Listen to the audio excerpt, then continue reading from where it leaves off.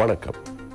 இது வசந்தன் டிவியின் இரவு நேர பிரதான செய்திகள். உங்களோடு இணைந்திருக்கும் நான் ஜெயரஞ்சன் யோகராஜ். முதலில் தலைப்புச் செய்திகள்.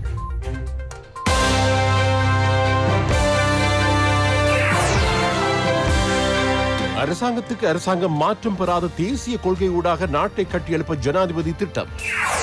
போராட்டத்தில் மனித கேடயங்களாக சிறுவர்களை பயன்படுத்துவோருக்கு எதிராக நடவடிக்கை. கோல்ஃபேஸ் மோதலில் சிக்கிய சிறுவனின் சுகாதார நிலையில் பாதிப்பு இல்லை, சிறுவர் வைத்தியசாலை பணிப்பாளர் தெரிவிப்பு. காலிமுகத்திரலில் மீண்டும் குழப்பம், காலி வீதி மூடுவதும் திறப்பதுமாக. 4 மாதங்களுக்கு பின்னர் ரஷ்யாவின் ஏரோஃப்ளோட் விமானம் இலங்கை வருகை. ஏவுகணை பயிற்சிப்பு தென்கொரியாவை தாக்குவதற்கு வடகொரியா எச்சரிக்கை. இனி விரிவான செய்திகள். அரசாங்கத்துக்கு அரசாங்கம் மாற்றம் பெறாத தேசிய கொள்கை ஒன்றினால் நாட்டை கட்டியெழுப்பப் போவதாக ஜனாதிபதி ரணில் விக்ரமசிங்க தெரிவித்துள்ளார். இலங்கையை சர்வதேச ரீதியில் மேம்படுத்துவதற்கு சிறந்த பொருளாதார கொள்கையும் அரசியல் ஸ்திரத்தன்மையும் அவசியம் என்று ஜனாதிபதி வலியுறுத்தினார்.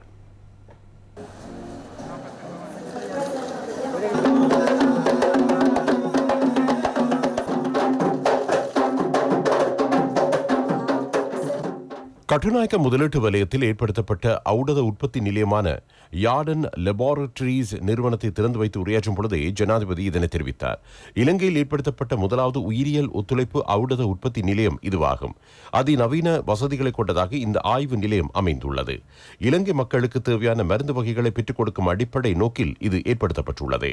මේක ආරම්භුනේ මෛත්‍රීපාල සිරිසේන මහත්මයා ජනාධිපති හැටියටත් මම අගමැති හැටියටත් மைத்ரிபால சிறிசேன ஜனாதிபதியாகவும் நான் பிரதமராகவும் இருந்த காலத்தில் இது ஆரம்பிக்கப்பட்டது. முன்னாள் அமைச்சர் ராஜித சேனாரட்ன உள்ளூரில் இந்த உற்பத்திகள் மேற்கொள்ளப்பட வேண்டும் என்ற நோக்கில் வேலை திட்டங்களை முன்னெடுத்தார். இது எமது நல்லாட்சி அரசாங்கத்தின் ஒரு வெளிப்பாடாகும். உண்மையில் நாம் அமைதியாக பணியாற்றி எம்மிடையே உள்ள வாத விவாதங்களை பகிரங்கமாக செய்தோம். அதனால் வேலைகள் பின்னோக்கி சென்று வாத விவாதங்கள் மேலெழுந்தன. அதன் பின்னர் அரசாங்கம் மாறியது. கோட்டாபய ராஜபக்ச ஜனாதிபதி தலைமையில் புதிய அரசாங்கம் அமைந்தது. அந்த அரசாங்கத்தினால் இந்த வேலை திட்டங்கள் நிறுத்தப்படவில்லை. பொதுவாக அரசாங்கம் ஒன்று மாறும் போது மத்திய அரசாங்கத்தின் வேலைகள் நிறுத்தப்படுகின்றன. எனினும் இந்த சந்தர்ப்பத்தில் அது நிறுத்தப்படவில்லை. இப்போது நான் ஜனாதிபதியாகி இதனை திறந்து வைக்கின்றேன். நாம் அனைவரும் ஒரே தேசிய கொள்கையில் இருக்க வேண்டும். அன்றாடம் நாம் வாத விவாதங்களில் ஈடுபட முடியும். எனினும் தேசிய கொள்கை ஒன்று வகுக்கப்படல் வேண்டும். 10 ஆண்டு 15 ஆண்டு 20 ஆண்டுகளுக்கு அது முன்னெடுக்கப்படல் வேண்டும். தேசிய கொள்கையுடன் நாம் முன்னேறி சென்றால் தோல்வியடைய மாட்டோம். நாம் அரசாங்கத்துக்கு அரசாங்கம் கொள்கைகளை மாற்றினோம். அரசாங்கத்தில் அமைச்சர்கள் மாறும் போதும் கொள்கைகள் மாற்றப்பட்டன. இந்த நிலையில் நாம் எவ்வாறு முன்னேறுவது? புதிதாக செய்வது என்பது இருப்பதை மாற்றி வேறொன்றை செய்வதா? அது தவறானது. நமது பொருளாதார சுற்றுவட்டம் பாதுகாக்கப்படுவது அரசியல் சுற்றுவட்டத்தில் ஆகும். நிலையான அரசியல் சூழ்நிலையை உருவாக்க முடியாவிட்டால் நாட்டு மக்களே பாதிக்கப்படுவர். எல்லோரும் இங்கு இருப்பதனால் நான் ஒன்றை மட்டும் கூற விரும்புகிறேன். நாம் ஒரு தேசிய கொள்கையில் செயல்படுவோம். அப்போது அரசாங்கங்கள் மாறுவதால் பிரச்சனைகள் இல்லை. இதே நேரம் இந்த நிகழ்வில் உரையாற்றிய அமைச்சர் கெஹலி ரம்பக்வெல்ல வெளிநாடுகளுக்கு ஈர்க்கப்படும் பெருந்தொகை பணம் இதனூடாக சேமிக்கப்படும் என தெரிவித்தார். Renowned Professor Seneka Bibile was a pioneer in empowering the local production. Senaka பிபிலேயின் கொள்கை பார்மசி உற்பத்திகளை வெளிநாடுகளுக்கு அனுப்புவதாகும். இன்று யார்டன் நிறுவனம் அதனை செய்கிறது. கடந்த கோவிட் காலத்தில் ஔடதங்களின் தேவை வெகுவாக உணரப்பட்டது. யார்டன் நிறுவனத்துக்கு நாம் முழு அளவிலான ஒத்துழைப்பை வழங்குகிறோம். நாடு எதிர்கொண்டுள்ள டாலர் நெருக்கடியை தீர்க்க இதன் மூலம் வாய்ப்பு கிட்டும். இது போன்ற இளம் உற்பத்தியாளர்களுக்கு நாம் கரம் கொடுக்க வேண்டும். Starting with a staff of just 2 in a small office in Norris Canal Road, we began importing just one pharmaceutical product. 2012ஆம் ஆண்டு நாம் இந்த ஆய்வு கூடத்தை 2 ஊழியர்களுடன் ஆரம்பித்தோம். இன்று 110 ஊழியர்கள் இந்த ஆய்வு கூடத்தில் பணிபுரிகின்றனர். 20 தொழில்நுட்ப கலைஞர்களும் உள்ளனர். அதிநவீன வசதிகளுடன் இந்த ஆய்வு கூடம் அமைந்துள்ளது. வெளிநாடுகளுக்கு செல்லும் பெருந்தொகையான பணத்தை மீதப்படுத்த வாய்ப்பு கிட்டியுள்ளது. காலிமுகத்திடல் ஆர்ப்பாட்டத்தின் போது சிறுவர்களின் உரிமைகளை பெற்றோர் அல்லது போலீசாரினால் மீறப்பட்டுள்ளதா என்பதை கண்டறிய விசாரணைகளை மேற்கொள்ளப் போவதாக தேசிய சிறுவர் பாதுகாப்பு அதிகார சபை தெரிவித்துள்ளது. இதே நேரம் ஆர்ப்பாட்டத்தின் போது தாக்குதல் நடத்தியதாக தெரிவித்து வைத்தியசாலையில் அனுமதிக்கப்பட்ட சிறுவன் உடல் ஆரோக்கியத்துடன் இருப்பதாக ரிச்வே சிறுவர் வைத்தியசாலையின் பணிப்பாளர் ஜி விஜயசூரிய தெரிவித்தார். கடந்த காலங்களில் காலி முகத்திடல் உட்பட நாட்டின் பல்வேறு பகுதிகளில் இடம்பெற்ற ஆர்ப்பாட்டங்களின் போது உயிரிழந்தவர்களை நினைவு கூறும் வகையில் நேற்றைய தினம் காலி முகத்திடலில் நிகழ்வொன்று ஏற்பாடு செய்யப்பட்டிருந்தது. இதன்போது பெற்றோர்கள் தமது பிள்ளைகளுடன் பங்கேற்றிருந்தனர். இந்நிலையில் ஆர்ப்பாட்டக்காரர்களுக்கும் போலீசாருக்கும் இடையில் முருகல் நிலை ஏற்பட்டதை அடுத்து பிள்ளைகள் மீது தாக்குதல் நடத்தியதாக கூறி அவர்களை ரிஜ்வே சீமாட்டி சிறுவர் வைத்தியசாலையில் அனுமதிக்க நடவடிக்கை எடுக்கப்பட்டது.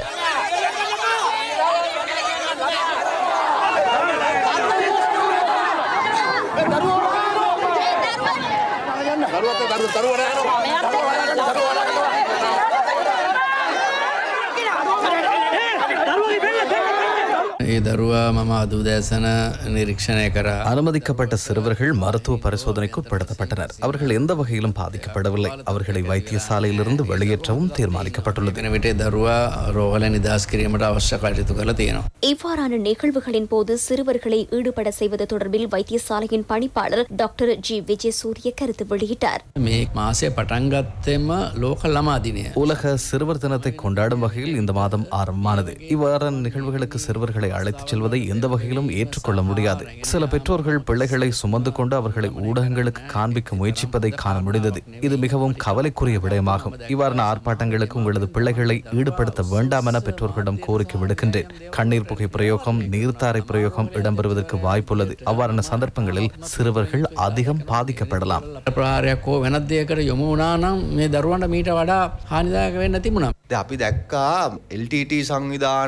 LTT அமைப்பு சிறுவர் படையணி ஒன்றை நடத்தி சென்றது. அதுவும் நேற்று நடந்த ஒன்றாகும். நாமும் ஆர்ப்பாட்டத்தில் பங்கேற்றிருந்தோம். எனினும் ஒருபோதும் அவரது பிள்ளைகளை அங்கு அழைத்துச் செல்லவில்லை. சிறுவர்கள் அழைத்து வந்துள்ள சந்தர்ப்பங்களில் போலீசாருடன் முருகல் நிலை ஏற்படுமா என் குறித்த சூழல் சிறுவர்களுக்கு உள ரீதியான பாதிப்பை ஏற்படுத்தும். இதனால் பெற்றோர்கள் பிள்ளைகளை இவ்வாறான நிகழ்வுகளுக்கு அழைத்துச் செல்லும் போது கட்டுப்பாட்டை மீறாமல் இருப்பது குறித்து கவனம் செலுத்த வேண்டும். குறித்த சந்தர்ப்பத்தில் குழந்தை கீழே விழுந்து மரணித்திருக்குமாயின் அவ்வாறான மரணம் ஒன்றை எதிர்பார்த்த சில அரசியல்வாதிகளும் இந்த ஆர்ப்பாட்ட பூமிக்கு வந்திருக்கலாம்.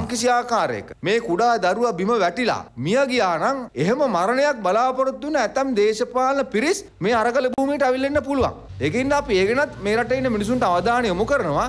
இதே நேரம் காலிமுகத்திரல் ஆர்ப்பாட்டத்தின் போது போலீசார் சிறுவன் ஒருவனை துன்புறுத்தியதாக தெரிவித்து இலங்கை ஆசிரியர் சங்கத்தின் செயலாளர் ஜோசப் ஸ்டாலின் சிறுவர் பாதுகாப்பு அதிகார சபையில் இன்று முறைப்பாடு செய்தார். அத்துடன் பிள்ளைகளை துன்புறுத்தியதாக கூறி காலிமுகத்திரலில் செயல்பாட்டு போராட்டக்காரர்கள் அமைப்பு மனித உரிமைகள் ஆணைக்குழுவில் முறைப்பாடு ஒன்றை செய்துள்ளது. உயிர்நீத்த போராட்டக்காரர்களை நினைவுகூர வருகை தந்தவர்களுக்கு இதனால் அநீதி இழைக்கப்பட்டதாக முறைப்பாட்டில் குறிப்பிடப்பட்டுள்ளது. இது தொடர்பாக கருத்து தெரிவித்த தேசிய சிறுவர் பாதுகாப்பு அதிகார சபையின் தலைவர் சிரேஷ்ட விரிவுரையாளர் உதயகுமார் அமரசிங்க கருத்து வெளியிடுகையில் பிள்ளைகளின் உரிமைகள் மீறப்பட்டுள்ளதா என்பது தொடர்பாக உடன் விசாரணை நடத்துமாறு கோரிக்கை விடுத்துள்ளார். நேற்று காலிமுகத்திடலில் இடம்பெற்ற சம்பவம் தொடர்பாக இருதரப்பினரிடம் இருந்து முறைப்பாடுகள் கிடைத்துள்ளன. போலீசாரினால் இந்த சிறுவனுக்கு ஏதேனும் பாதிப்புகள் ஏற்பட்டதாக ஒரு தரப்பும், பிள்ளைகளை இவ்வாறான இடங்களுக்கு அழைத்துச் சென்றமை தொடர்பாக பெற்றோர் மற்றும் பொறுப்பாளர்கள் தொடர்பாக நடவடிக்கை எடுக்க வேண்டும் என மற்றைய தரப்பும் குறிப்பிட்டுள்ளது. இந்த இரண்டு முறைப்பாடுகள் தொடர்பாகவும் நாம் விசாரணைகளை மேற்கொள்வோம். கவனஈனமாக சிறுவர்களை இவ்வாறான விடயங்களில் ஈடுபடுத்துவது தொடர்பாகவும் சட்ட ஒழுங்குகள் குறித்தும் ஆராய்வோம். இதில் குற்றமிழைத்தவர்கள் யாராக இருந்தாலும் அது தொடர்பாக தெரிய வந்தால் அவர்களுக்கு எதிராக சிறுவர் பாதுகாப்பு அதிகார சபை நடவடிக்கை எடுக்கும். விசாரணைகளின் பின்னர் குற்றச்சாட்டுகள் நீதிமன்றம் ஒன்றில் நிரூபிக்கப்பட்டால் கடூழிய சிறை தண்டனை வழங்க சட்ட நடவடிக்கைகள் உண்டு. ඉදිරියේදී කටයුතු කරනවා. විමර්ශනයකින් පස්සේ මේ චෝදනා අධිකරණ ඉදිරියේ ඔප්පු වුවහොත් බරපතල වැඩ ඇතිව සිර දඬුවමක් ලබා දෙන්න නීතිමය ප්‍රතිපාදන තිබෙනවා. காலிமுகத்திடலில் இடம்பெற்ற சம்பவத்துக்கு எதிர்ப்பு தெரிவிப்பதற்காக மக்களின் சுதந்திர உரிமைகளில் கை வைக்க வேண்டாம் எனும் துணிப்பொருளில் ஆர்ப்பாட்டம் ஒன்றை போராட்டக்காரர்கள் ஏற்பாடு செய்திருந்தனர். அந்த ஆர்ப்பாட்டத்தை தடை செய்யும் உத்தரவை பிறப்பிக்குமாறு போலீசார் விடுத்த வேண்டுகோளை நீதிமன்றம் நிராகரித்தது. கோட்டை போலீசார் கோட்டை நீதவான் நீதிமன்றத்தில் விடுத்த கோரிக்கையில் ஆர்ப்பாட்டம் தொடர்பாக நகர அபிவிருத்தி அதிகார சபை மற்றும் துறைமுக அதிகார சபை ஆகியன முறைப்பாடு செய்துள்ளதாக தெரிவித்தனர். அங்கு நீதிபதி கருத்து வெளியிடுகையில் குறித்த ஆர்ப்பாட்டத்தை அமைதியாக மேற்கொள்ள முடியும் என தெரிவித்தார். எனினும் காலிமுகத்திரலை பயன்படுத்தும் மக்களுக்கு இடையூறு ஏற்படாதவாறு அதனை மேற்கொள்ள வேண்டும் என நீதிபதி தெரிவித்தார். வன்முறைகளில் ஈடுபட்டால் சட்ட ஒழுங்குகளுக்கு ஏற்ப நடவடிக்கை எடுக்குமாறு நீதிமன்றம் போலீசாருக்கு உத்தரவிட்டது.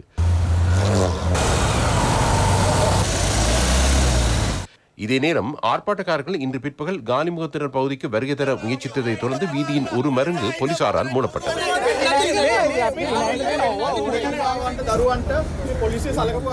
அதனைத் தொடர்ந்து அப்பகுதியில் கடும் வாகன நெரிசல் ஏற்பட்டது. பின்னர் ஆர்ப்பாட்டக்காரர்கள் அமைதி ஆர்ப்பாட்டத்தில் ஈடுபட்டனர்.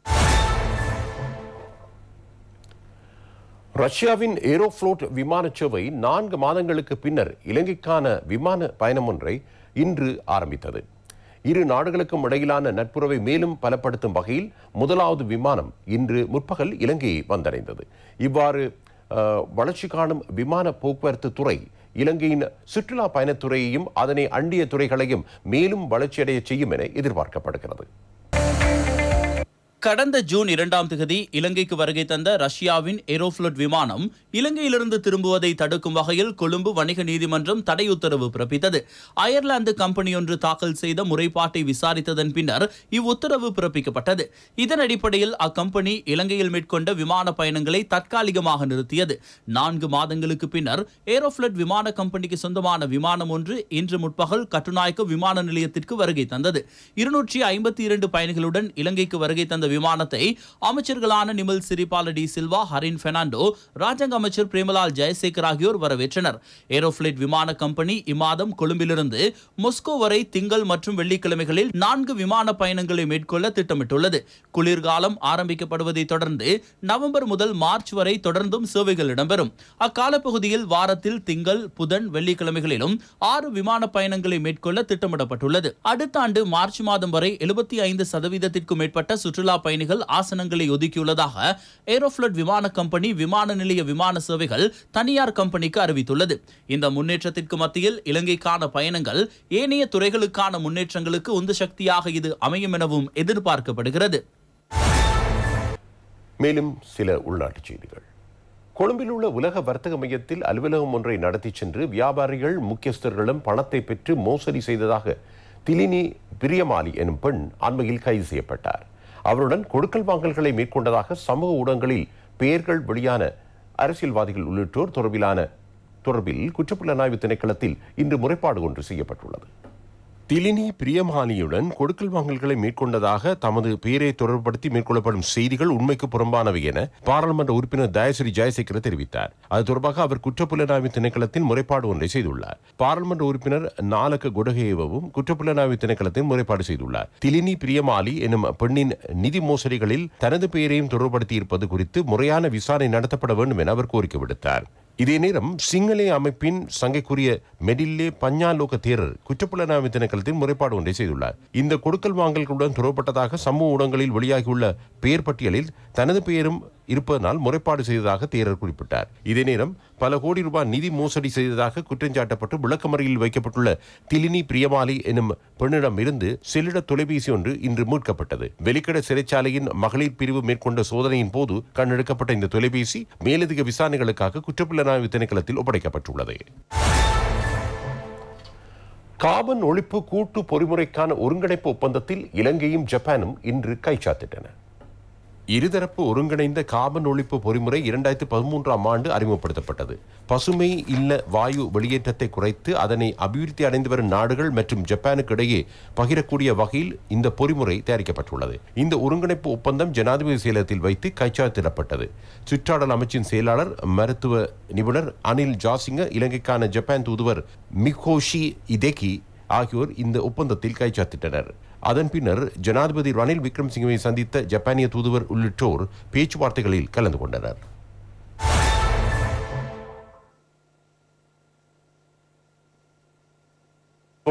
இன்று இலங்கைக்கு வருகை தந்துள்ளார். இந்தியாவின் சென்னை நகரிலிருந்து இந்திய விமானம் ஒன்றில் இன்று பிற்பகல் கட்டுநாயக்க விமான நிலையத்தை வந்தடைந்தார். 2002ஆம் ஆண்டு இடம்பெற்ற சமாதான பேச்சுவார்த்தைக்கு அனுசரணையாளராக எரிக் சொல்லேம் பல சந்தர்ப்பங்களில் இலங்கைக்கு வருகை தந்துள்ளார். அவர் ஜனாதிபதி ரணில் விக்ரமசிங்கவை சந்தித்து பேச்சுவார்த்தை நடத்தவுள்ளார். தம்மீது பிறப்பிக்கப்பட்டுள்ள அழைப்பாணையை வலுவிழக்கச் செய்யுமாறு கோரி முன்னாள் ஜனாதிபதி மைத்திரிபால சிறிசேன தாக்கல் செய்த நகர்த்தல் மனுவை ஆராய மேன்முறையீட்டு நீதிமன்றம் திகதி நிர்ணயித்துள்ளது. உயிர்த்த ஞாயிறு தின பயங்கரவாத தாக்குதல் இடம்பெறும் என தகவல்கள் கிடைத்திருந்த நிலையில் அதனை தடுக்க தவறியமை தொடர்பாக தனிப்பட்ட முறைப்பாட்டிற்கு ஏற்ப கோட்டை நீதவான் நீதிமன்றத்தில் ஆஜராகுமாறு மைத்திரிபால சிறிசேனவுக்கு அழைப்பாணை பிறப்பிக்கப்பட்டிருந்தது. அதற்கு எதிராக அவர் தாக்கல் செய்த மனு தொடர்பிலான விசாரணை இன்று இடம்பெற்றது. மேலதிக சொலிசிட்டர் ஜெனரல் ரோஹந்த் அபேசூரிய பிரதிவாதிகள் தொடர்பில் ஆஜரான சட்டத்தரணிகள் விளக்கமளிக்கையில் வழக்கு தொடர்பிலான ஆவணங்கள் வார இறுதியிலேயே தமக்கு கிடைத்ததாகவும் அதனை ஆராய்ந்து விளக்கமளிப்பதற்கு அவகாசம் அவகாசம் பெற்று தருமாறும் கோரிக்கை விடுத்தனர். இதன் அடிப்படையில் மனு தொடர்பாக ஆராய நாளை வரை வழக்கு ஒத்திவைக்கப்பட்டது. முன்னாள் அமைச்சர் ஜான்சன் பெர்னாண்டோ உள்ளிட்ட 3 பிரதிவாதிகளுக்கு கொழும்பு மேல் நீதிமன்றத்தில் இன்று குற்றப்பத்திரிகை தாக்கல் செய்யப்பட்டது. வர்த்தக அமைச்சராக இருந்தபோது சத்தோச ஊழியர்களை அரசியல் நடவடிக்கைகளுக்கு பயன்படுத்துவதனூடாக 59 லட்சம் ரூபாவுக்கும் கூடுதலான தொகை அரசாங்கத்திற்கு நட்டம் ஏற்படுத்தியதாக குற்றச்சாட்டப்பட்டு வழக்கும் தாக்கல் செய்யப்பட்டிருந்தது. சத்தோசவின் முன்னாள் தலைவர் எராஜ் பெர்னாண்டோ, முன்னாள் பணிப்பாளரான முகமது சாகிர் ஆகியோர் பிரதிவாதிகளாக குறிப்பிடப்பட்டிருந்தனர். பாராளுமன்ற உறுப்பினர் பாட்டலி சம்பிக்க ரணவக்குவுக்கு வெளிநாடு செல்ல நீதிமன்றம் அனுமதி வழங்கியது. இதன் அடிப்படையில் அவரது வெளிநாட்டு பயணத்தடை அடுத்த ஆண்டு மார்ச் 17ஆம் தேதி வரை இடைநிறுத்த கொழும்பு மேல் நீதிமன்றம் உத்தரவிட்டது. கவனஈனமாக வாகனத்தை செலுத்தி ராஜகிரிய பகுதியில் இளைஞர் ஒருவரை விபத்துக்குள்ளாக்கிய குற்றச்சாட்டு தொடர்பாக அவரது வெளிநாட்டு பயணங்கள் தடை செய்யப்பட்டன. வழக்கை மார்ச் 20ஆம் தேதி மீள விசாரிப்பதற்கும் நீதிமன்றம் உத்தரவு பிறப்பித்தது. மனிதநேய நற்பணி பேரவை ஈஷாட் ஏ காதர் நற்பணி மன்றத்துடன் இணைந்து நடத்திய மீலாத் வசந்தம் சிறப்பு நிகழ்ச்சி சம்மாந்துறை அல் மர்ஜான் முஸ்லிம் மகளிர் கல்லூரி தேசிய பாடசாலை மைதான திறந்தவெளி அரங்கில் இடம்பெற்றது.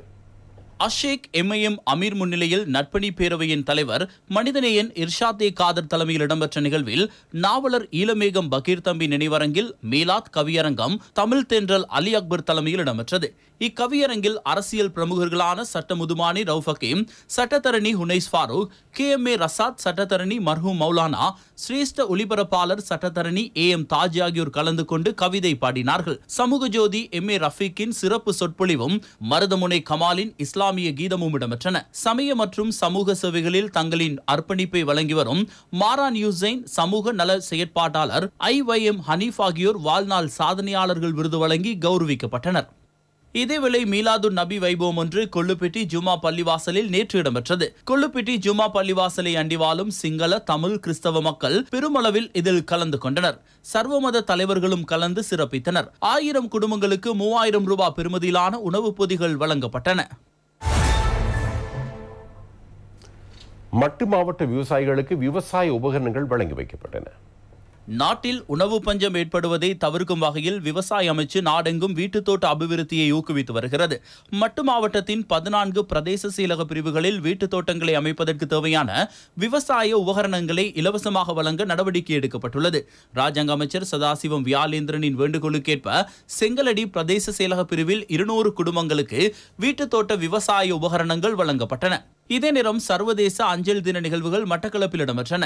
மட்டு மாவட்ட தபால் அத்தியட்சகர் அலுவலகம் ஏற்பாடு செய்த விசேட அஞ்சல் தின நிகழ்வு மட்டக்களப்பு பிரதம தபால் அலுவலகத்தில் இடம்பெற்றது. மாவட்ட தபால் அத்தியட்சகர் S. ஜெகன் தலைமையில் இடம்பெற்ற நிகழ்வில் மட்டக்களப்பு கோட்டை பூங்கா அளவில் சுற்றாடலை அழகுபடுத்தும் சிரமதான பணிகளும் தபால் ஊழியர்களினால் மேற்கொள்ளப்பட்டது.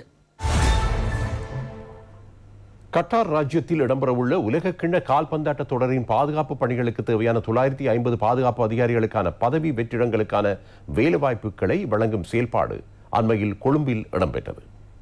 உலகக்கிண்ண கால்பந்தாட்ட தொடரை முன்னிட்டு 3 மாதங்களுக்கென குறித்த வேலைவாய்ப்பு பெற்றுக் கொடுக்கப்பட உள்ளதுடன் பாதுகாப்பு மேற்பார்வையாளர்கள் மற்றும் கண்காணிப்பாளர்களுக்கென 950 வேலைவாய்ப்புகள் இலங்கை பணியாளர்களுக்கு கிடைக்கப்பெற்றுள்ளன. குறித்த அனைத்து வேலைவாய்ப்புகளும் இலவசமாக பெற்றுக் கொடுக்கப்பட உள்ளதுடன் இதற்கான விமான டிக்கெட்டுகள் மற்றும் விசா வழங்கும் நிகழ்வு அண்மையில் கொழும்பில் இடம்பெற்றது. கட்டார் தொழில் முகவர் நிறுவனம் மற்றும் இலங்கை தொழில் முகவர் நிறுவனமான சீனாஸ் முகவர் நிறுவனத்தின் அதிகாரிகள் இதில் பங்கேற்றிருந்தனர். இலங்கையில இருந்து இப்ப கட்டாரில் உள்ள ஃபுட்பால் மேட்சுக்கு செக்யூரிட்டி கார்டு மட்டும் 1060 பேர் போறாங்க. அதுல 90 பேர் போறாங்க ஆபீசர் மாதிரி. அவங்களோட சம்பளம் 5 லட்சம், மற்ற ஆட்கள சம்பளம் 2 லட்சம். இந்த மாதிரி நிலைமையில அவங்க போறாங்க.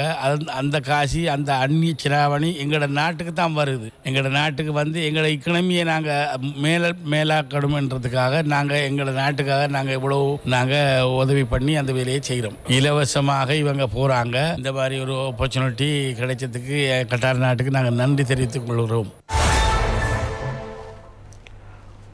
உலக மனநல சுகாதார தினம் இன்று அனுஷ்டிக்கப்படுகிறது. மனநல சுகாதாரம் மற்றும் நல்வாழ்வை தொடர்வதற்கு உலகளாவிய ரீதியில் முன்னுரிமை வழங்குவதற்கு நடவடிக்கை எடுத்தல் எனும் துணிப்பொருளில் இம்முறை குறித்த தினம் அனுஷ்டிக்கப்படுகிறது.